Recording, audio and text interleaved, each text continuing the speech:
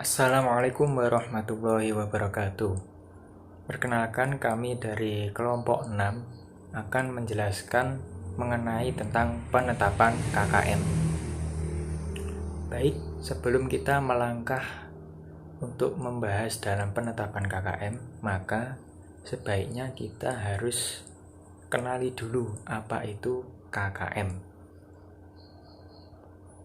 Oke, sebelum saya menjelaskan tentang mengenai pengertian dari KKM, maka izinkanlah saya untuk berkenalan terlebih dahulu.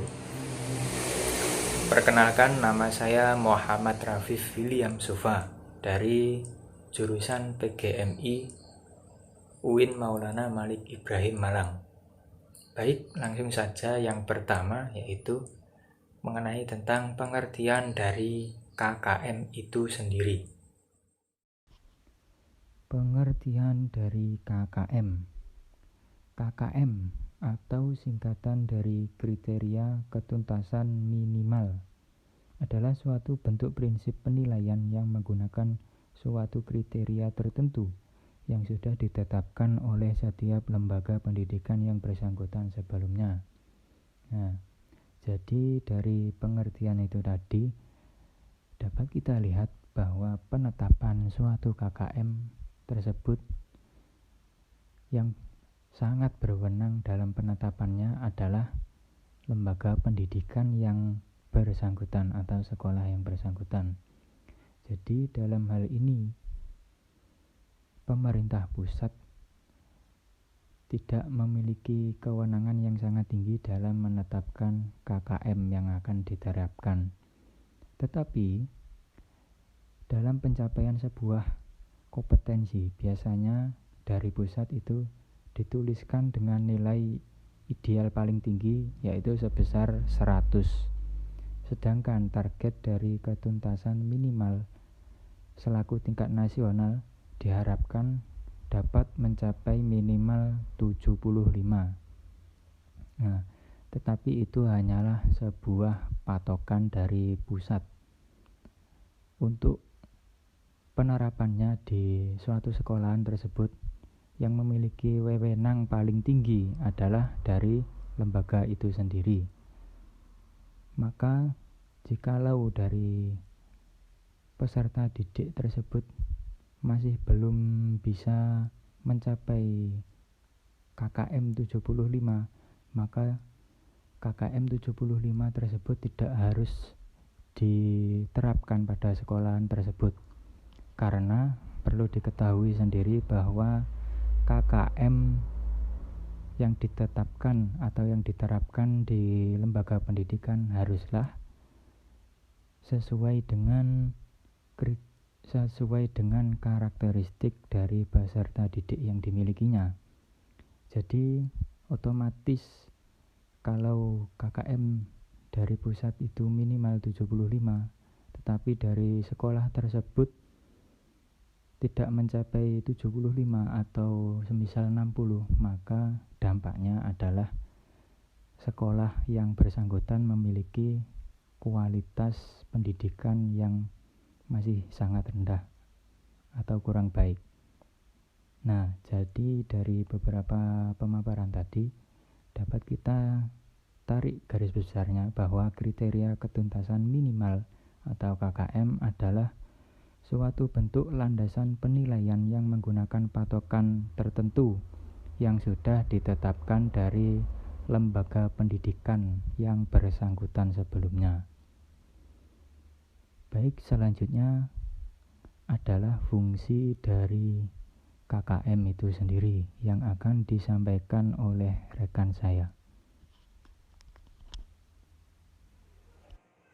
Baik, Bismillahirrahmanirrahim. Nama saya Helmi Hidayat, NIM 191400127. Bismillahirrahmanirrahim.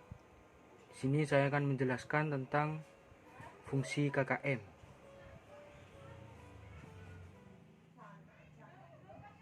Jadi,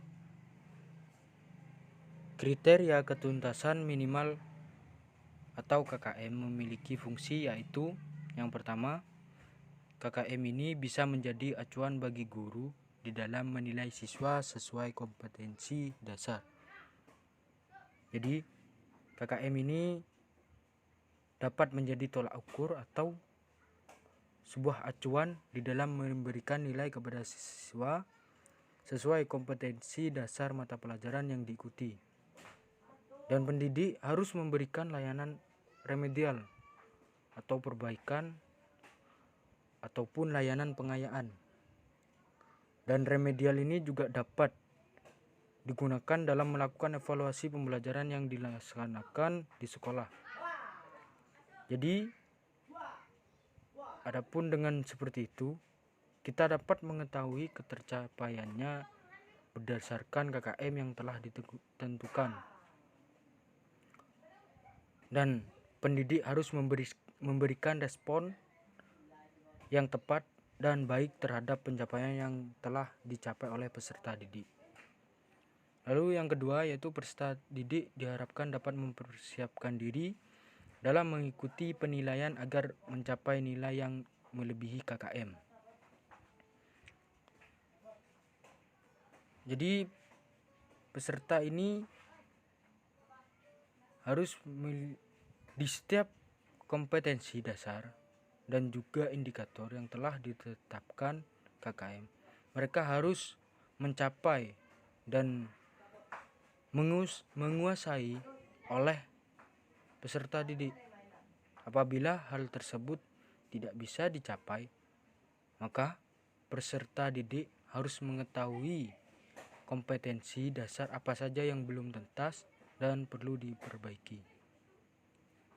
Dan KKM ini juga bisa menjadi acuan atau tolak ukur untuk peserta didik dalam menyiapkan diri mengikuti penilaian mata pelajaran. Jadi di fungsi kedua ini peserta didik itu diharapkan di dalam mempersiapkan diri untuk mengikuti penilaian agar mencapai nilai yang melebihi KKM. Lalu yang ketiga yaitu hasil pada program dapat dilihat dengan keberhasilan pencapaian KKM yang digunakan sebagai tolak ukur pada komponen dalam melakukan evaluasi program pembelajaran yang dilaksanakan di sekolah. Jadi fungsi KKM ini yang ketiga yaitu fungsinya itu dapat mengetahui hasil pada program kurikulum itu dengan keberhasilan di dalam pencapaian KKM untuk melakukan evaluasi di dalam program pembelajaran yang telah dilaksanakan oleh setiap pihak sekolah. Lalu yang keempat, menentukan KKM merupakan kontrak pedagogi atau suatu perjanjian antara guru dengan siswa, lalu antara satuan pendidikan dengan masyarakat. Jadi adanya suatu kontrak atau perjanjian antara guru dengan siswa, lalu satuan pendidikan dengan masyarakat, maka keberhasilan pencapaian KKM merupakan upaya yang harus dilakukan bersama antara guru, siswa, pimpinan satuan pendidikan, dan orang tua siswa. Dan itu akan mencapai proaktif dan dapat mengikuti kegiatan pembelajaran serta dapat mengerjakan tugas-tugas yang telah didesain.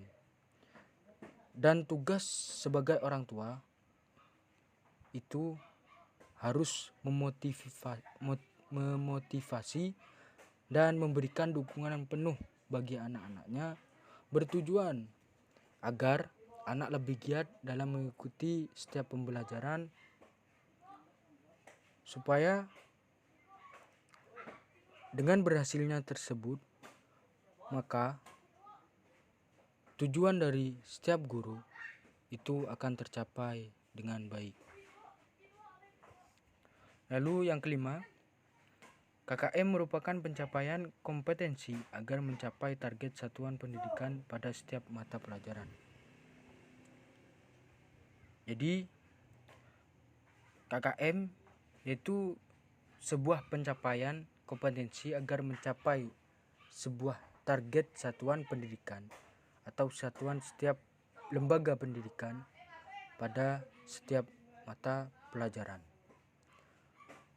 Di dalam mengukur kualitas mutu pendidikan bagi masyarakat, dibutuhkan suatu lembaga pendidikan yang memiliki mutu dan KKM yang tinggi.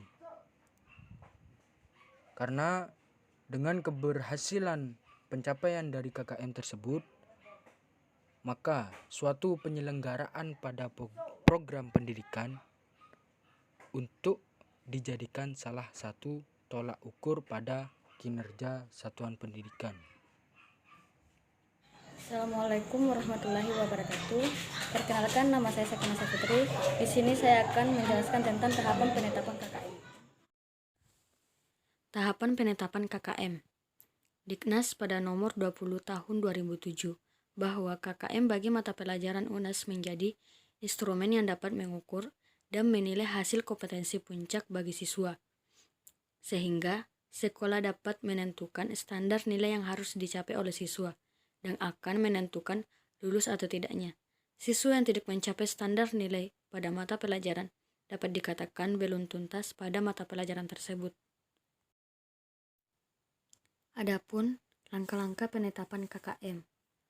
Bagian A, bagian A 3 aspek kriteria yaitu kompleksitas, daya dukung, istek pada peserta didik.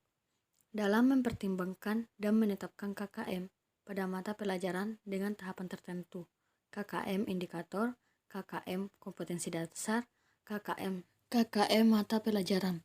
Bagian B, hasil dari penetapan KKM dapat dilihat dengan indikator yang berkelanjutan pada KD, SK hingga KKM pada setiap mata pembelajaran. Bagian C, penetapan KKM dapat disosialisasikan kepada pihak yang berkepentingan yang dimana terdapat peserta didik, orang tua, dan dinas. Bagian D, penilaian yang dilakukan akan dilaporkan kepada orang tua atau wali peserta didik pada KKM dan dicantumkan ke dalam LHB pada saat hasil penilaian.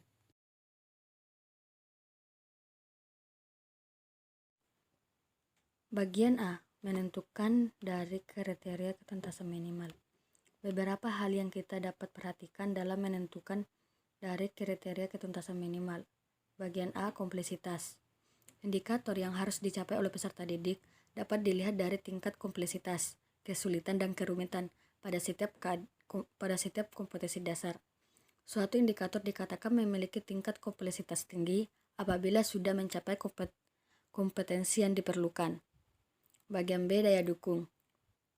Daya dukung yaitu ketersediaan tenaga, sarana dan prasarana pendidikan yang diperlukan, biaya operasional pendidikan, manajemen sekolah, kepedulian stakeholder sekolah. Bagian C, istek peserta. Istek adalah rata-rata pada peserta didik yang dimana dilihat dari tingkat kemampuannya.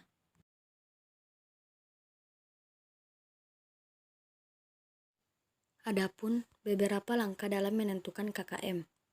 Bagian A, menetapkan KKM untuk setiap indikator.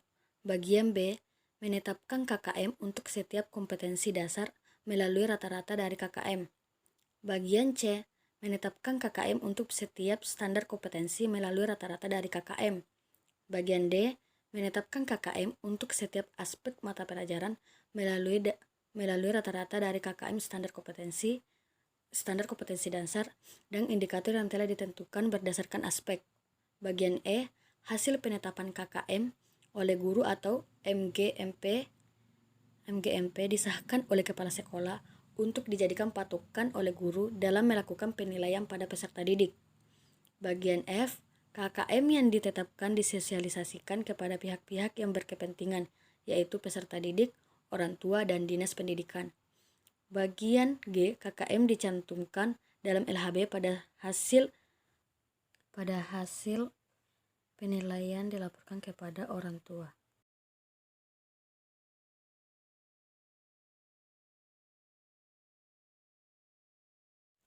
Bagian B menganalisis pencapaian kriteria ketuntasan minimum belajar pada peserta didik.